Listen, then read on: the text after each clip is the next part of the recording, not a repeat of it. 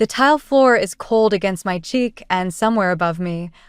Jake sighs with the kind of irritation usually reserved for delayed flights or burnt toast. Not, I think bitterly, for his pregnant wife sprawled across our kitchen floor. I'm Nova, and this isn't how I pictured sharing my pregnancy news with my husband. You really need to stop being so dramatic, Jake says, his voice floating down from what seems like miles away. I have a meeting in 20 minutes. The room spins as I try to push myself up. My fingers slip against the smooth tiles, and the morning sickness hits again, harder this time. I barely make it to my knees before retching into the sink. Jesus Christ, Nova. Jake's footsteps retreat.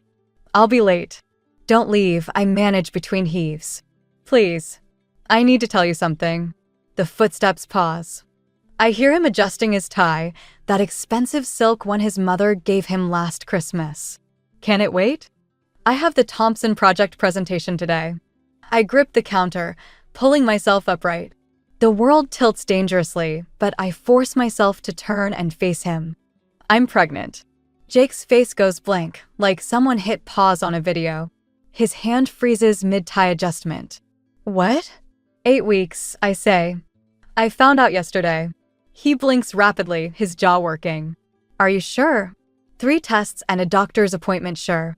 Jake's eyes dart around the kitchen, landing anywhere but on me. He checks his watch. Look, we'll talk about this tonight. I really can't be late for this meeting. Tonight? My voice cracks. Jake, I just told you we're having a baby. And that's big news. He grabs his briefcase from the counter. But Maya's been working on this presentation for weeks, and if I'm not there to support her... Maya, something cold settles in my stomach, heavier than morning sickness. Your new coworker, Maya? Project partner, he corrects automatically.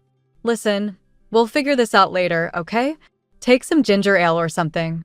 Before I can respond, he's gone. The front door closes with a decisive click that echoes through our suddenly too large house. I slide back down to the floor, pressing my forehead against the cabinet door. My phone buzzes. A text from Helen, Jake's mother. Lunch today? We need to discuss the country club membership. I close my eyes, remembering how she cornered me at last week's family dinner. When are you two finally giving me grandchildren? She demanded. Jake's not getting any younger. My hand drifts to my still flat stomach. Neither am I, I'd replied, forcing a smile while Jake pretended to be fascinated by his phone. The irony would be funny if I wasn't sitting here alone, trying not to throw up again. I text Helen back, can't today. Not feeling well. Her response is immediate. You're always not feeling well lately. Jake works so hard. He deserves a wife who can keep up with social obligations. Something snaps inside me. Maybe it's the hormones, or maybe it's the way Jake looked right through me as he rushed to support Maya. Or maybe it's just that I'm tired of pretending everything's fine when it's so clearly not. I grab my phone and pull up Jake's calendar, the one he thinks I don't know how to access. There it is. Thompson project meeting, 9:30 a.m. But there's another entry, hidden in his personal calendar. Lunch, 1 p.m. My hands shake as I screenshot the entry.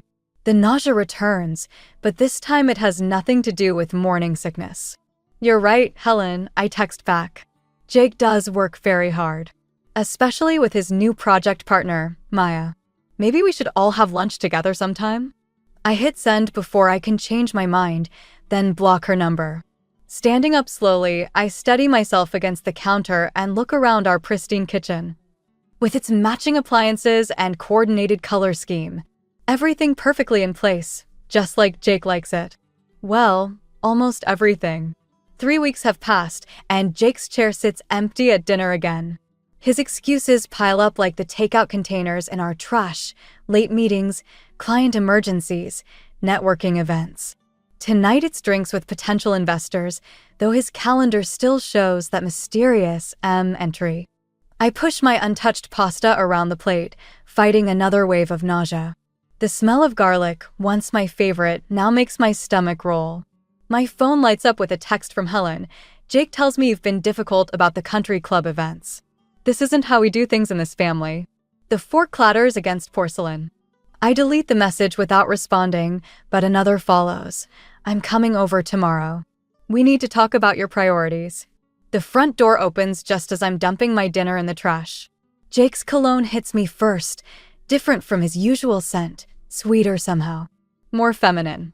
You're home early, I say, not turning around. Meeting wrapped up faster than expected. His voice is careful, measured.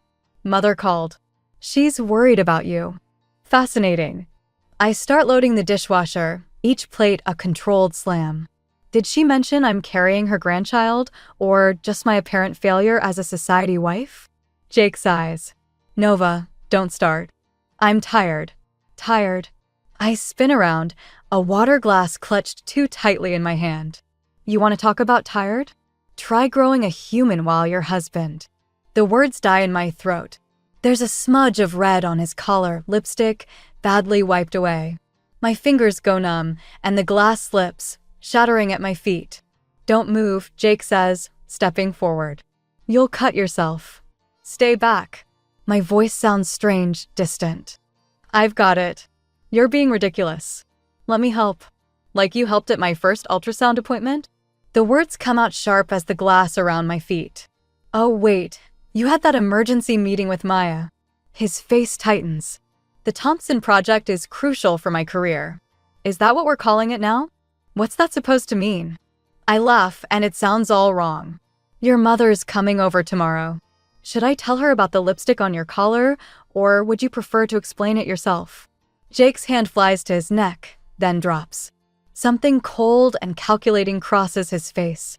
You're hormonal. Imagining things. This pregnancy is clearly affecting your judgment. Don't. My hands shake as I reach for the broom. Don't you dare try to gaslight me. I'm not. His phone buzzes, and he glances at it reflexively. His expression softens for a fraction of a second before he catches himself. Is that another emergency meeting? I ask quietly. Client follow-up. He backs toward the door. I need to take this. Of course you do. He pauses in the doorway. We'll talk tomorrow after you've calmed down. Mother will help you see reason. The door closes behind him, and I'm alone with the broken glass again. My phone pings another message from Helen. Jake says you're becoming unstable. We need to discuss medication options. Slowly, deliberately, I open my laptop and pull up the tracking app one installed on Jake's phone last week. The moves steadily across the map, not toward his office, but toward the expensive apartment complex where Maya lives. I open a new document and start typing. Day 21 of surveillance. Subject left house at 9:47 p.m. after gaslighting attempt. Current location. I add screenshots of his location, the calendar entries, photos of the lipstick stain. My hand drifts to my stomach where our child grows, unaware of their father's betrayal. I'm sorry, I whisper, but I promise you won't grow up watching your mother be made a fool of. The tracking dot stops moving. I check the address and add it to my growing file of evidence. Tomorrow, Helen wants to discuss my priorities? Perfect. I'll have plenty to discuss with her too. I close the laptop and start sweeping up the broken glass, each shard a promise of what's to come. They want to paint me as unstable? Fine. Let them. They have no idea what I'm capable of when I'm thinking clearly. And right now, my mind has never been clearer. Jake's car key feels heavy in my palm as I stand in our garage at dawn. He's still asleep upstairs, dead to the world after coming home at 3 a.m., reeking of whiskey and perfume. The same perfume that's been clinging to his clothes for weeks now. I shouldn't be doing this. The rational part of my brain screams to walk away, but my feet carry me to his pristine BMW anyway. My hands shake as I unlock it, sliding into the driver's seat that still holds the impression of his body. The center console yields nothing but receipts and breath mints. The glove compartment contains only maintenance records and insurance papers. I'm about to give up when I notice the slight gap under the passenger seat. My fingers brush against something hard, a phone. Older model, no password protection. The screen lights up, revealing dozens of messages from M. Miss you already. Last night was incredible. When can you get away again? Each message burns like acid in my throat. But it's the photos that break me. Jake and Maya at restaurants I've never been to, at concerts he claimed he was too busy to attend with me. Her head on his shoulder, his hand on her waist. Both of them laughing at some private joke while I've been home battling morning sickness alone. The garage door rumbles to life. I freeze, clutching the phone. Jake appears in the doorway, his face shifting from confusion to rage as he spots me in his car. "What the hell are you doing?" "Research," I say, my voice steadier than I feel. "For the Thompson project." "Fascinating stuff." He crosses the garage in 3 strides. "Give me the phone." "Why?" "Afraid Helen might see these lovely dinner dates? Or maybe your boss would be interested in how you've been spending those late nights at the office." "You're making a mistake." His voice drops dangerously low. "Think about what you're doing." "I have been. For weeks." I hold up the phone. "While you've been thinking about Maya." He lunges for the phone, but I'm faster. "Don't," I warn. "I've already backed everything up." "You're hysterical," he spits. This is exactly why I needed. He stops himself, but the damage is done. "Needed what, Jake?" "Someone who isn't pregnant and inconvenient." "This isn't you," he says, switching tactics. "The hormones are making you paranoid. Let me help you." I laugh, and it sounds like breaking glass. "Help me? Like you helped Maya climb the corporate ladder?" "On her back, apparently." His hand shoots out, grabbing my wrist. The phone clatters to the floor. "You're embarrassing yourself." "No," I wrench away. "I'm exposing you." "Think carefully about your next move," he says quietly. "Who do you think they'll believe? The successful executive or his unstable, hormonal wife? That's why you've been laying the groundwork with Helen, isn't it? Painting me as unhinged." The pieces click into place. "How long have you been planning this?" He doesn't answer, but his silence says everything. "You know what's funny?" I retrieve the phone, my hands steady now. "I actually thought this baby would bring us closer. Instead, it just showed me who you really are." "Nova." "Save it." I head for the door, then pause. "Oh, and Jake?" "Maya's not the only one who knows how to document things. Check your email. I just sent you some interesting screenshots. I think Helen and your boss might find them enlightening." The color drains from his face. "You wouldn't dare."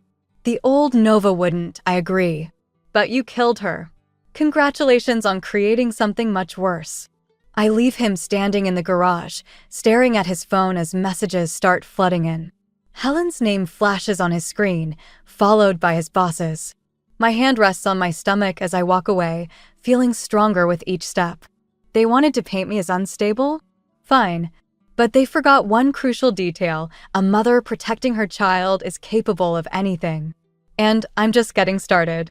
The doctor's voice fades into white noise as I stare at the ultrasound monitor. "Bed rest," she's saying. "Your blood pressure is dangerously high. You need to stop working immediately." My hand tightens around the prescription she's trying to give me. "I can't afford to stop working." She frowns, glancing at my empty ring finger. "I stopped wearing Jake's ring last week. Is there someone who can help support you during this time?" The irony makes me laugh, but it comes out as more of a sob. "Yesterday, Jake drained our joint account." "For legal preparations," his email said. "Given your recent unstable behavior." "I'll figure something out," I tell her, but my voice sounds hollow even to me. Back home, I find Jake waiting in the kitchen. He's wearing his court suit, the one that costs more than 3 months of my salary. "We need to talk about your leave of absence," he says, not looking up from his phone. "The company's concerned about the project timeline." "The company or Maya?" His jaw tightens. "I'm trying to be reasonable here. You can't just stop working and expect." "The doctor says I have to." Convenient timing. He finally looks at me, his expression calculated. "Right after you tried to blackmail me." "Blackmail?"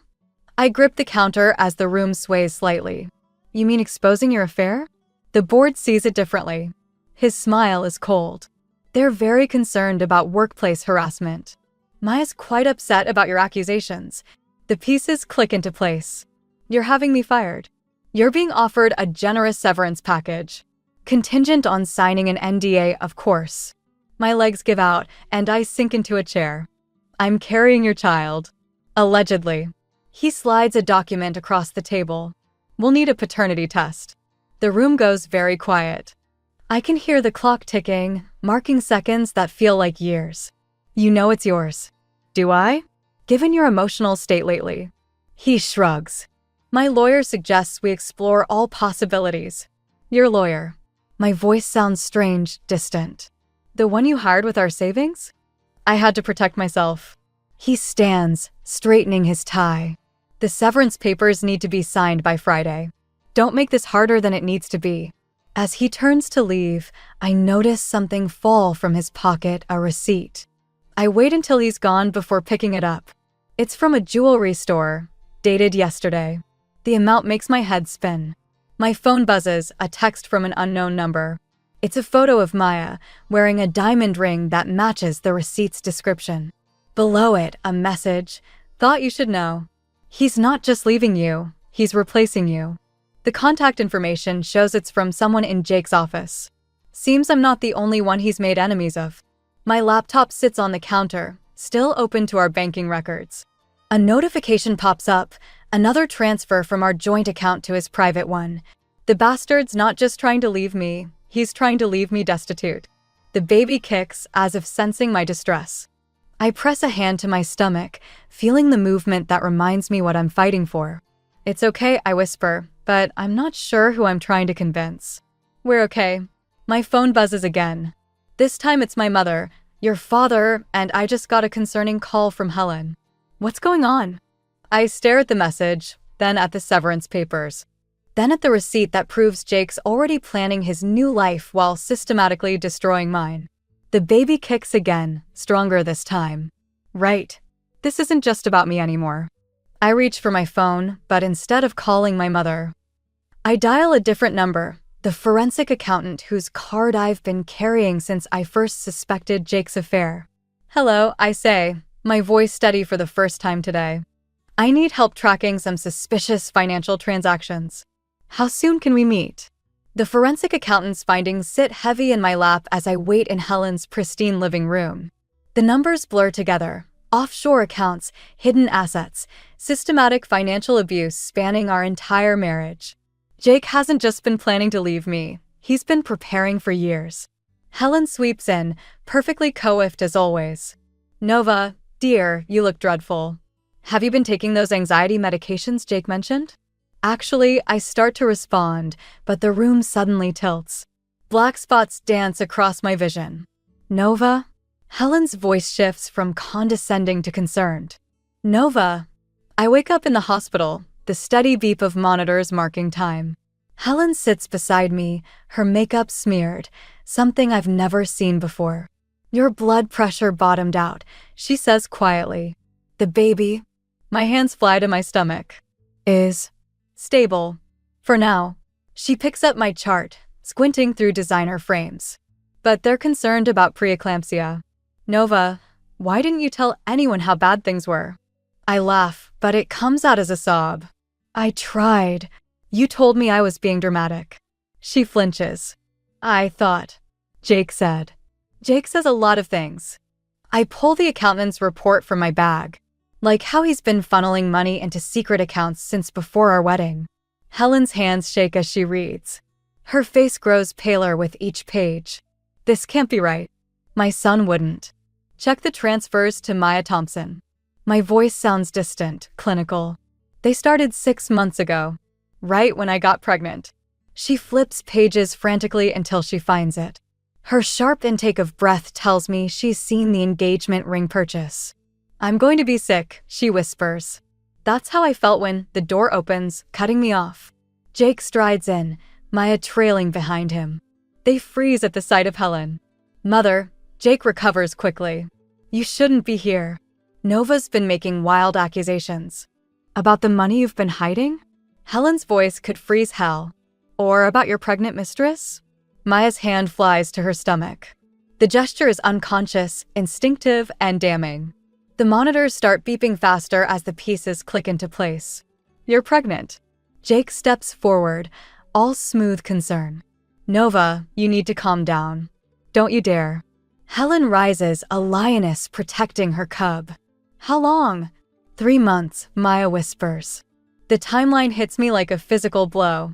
He got her pregnant while I was battling morning sickness, while I was trying to save our marriage. Get out. Helen's voice trembles with rage. Both of you. Mother, you don't understand. I understand perfectly. She holds up the financial report. I understand you're not just a cheater, but a thief. I understand you've been systematically destroying your wife while building a life with her. The monitors shriek as my vision blurs again. Nova. Helen's voice seems to come from very far away. I need help in here. Medical staff flood the room.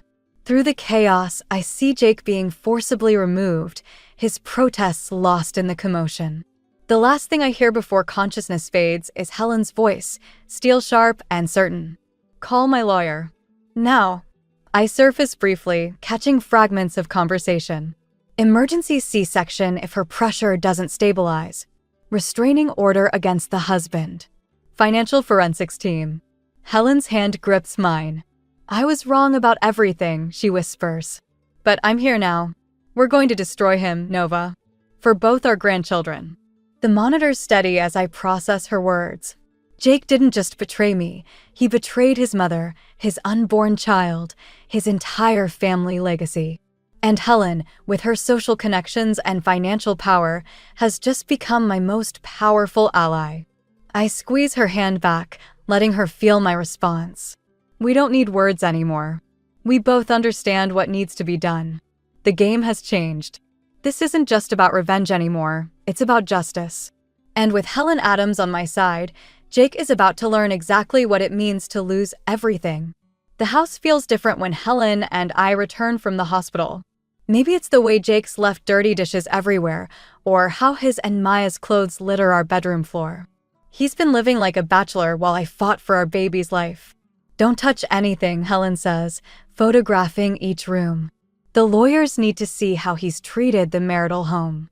I nod, one hand on my still swollen belly. The doctors managed to stabilize us both, but one wrong move could send me back to the hospital.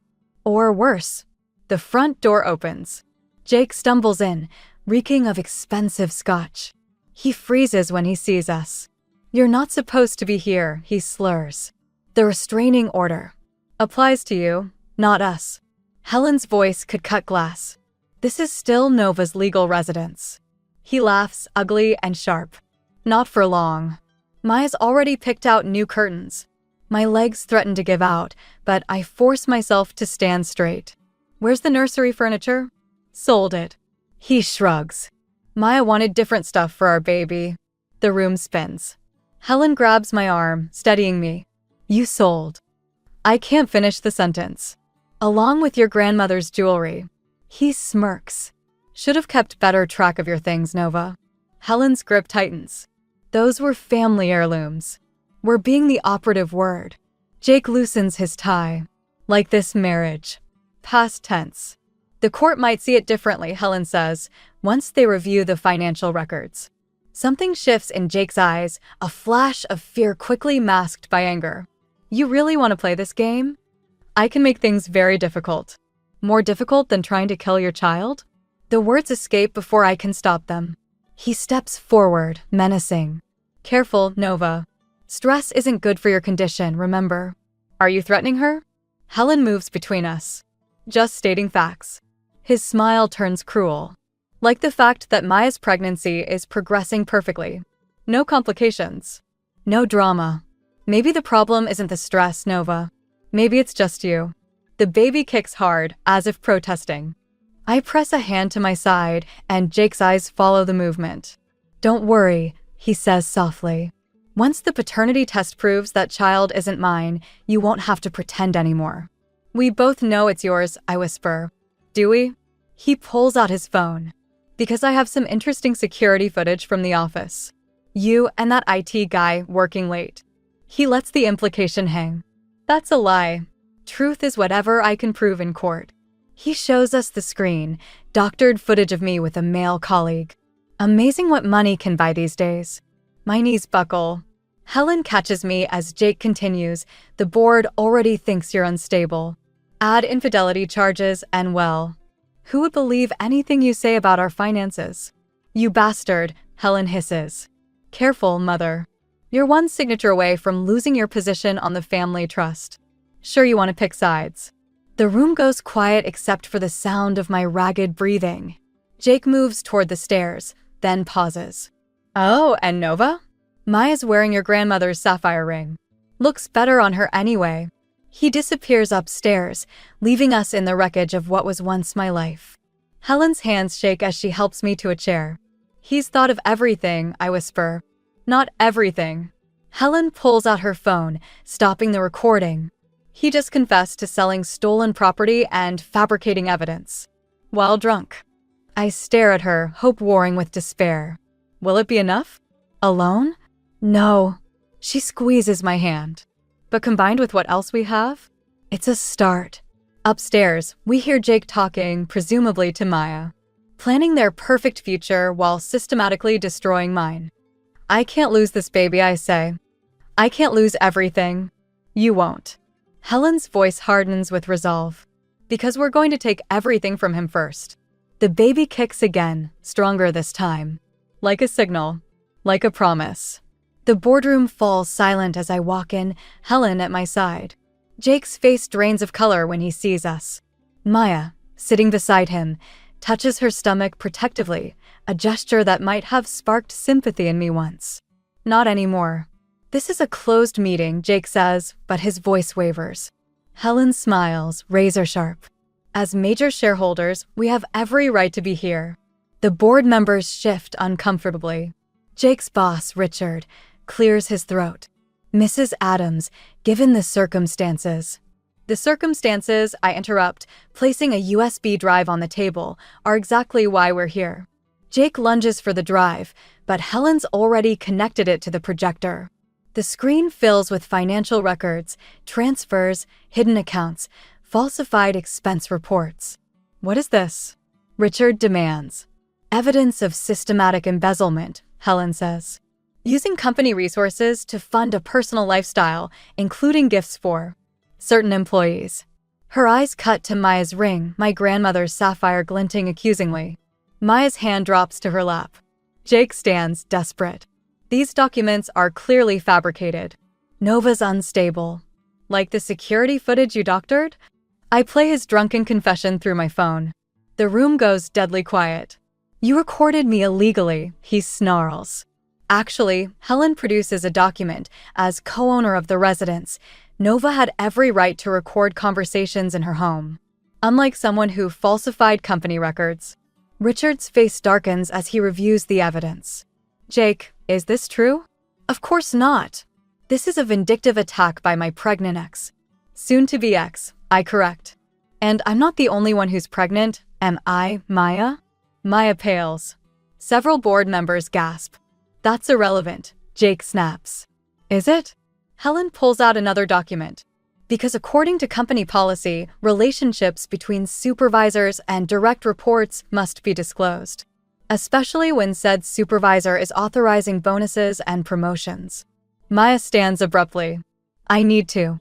Sit down, Jake hisses, grabbing her arm. Don't touch me. She jerks away. You said this would never come out. You promised. Maya, he warns, but she's unraveling. You said you'd handle everything. The money, the promotion, the baby, she stops, horror dawning on her face. The baby? Richard's voice could freeze hell. The position we just promoted you to is meant for someone who's taking maternity leave? Jake's mask finally cracks. I can explain.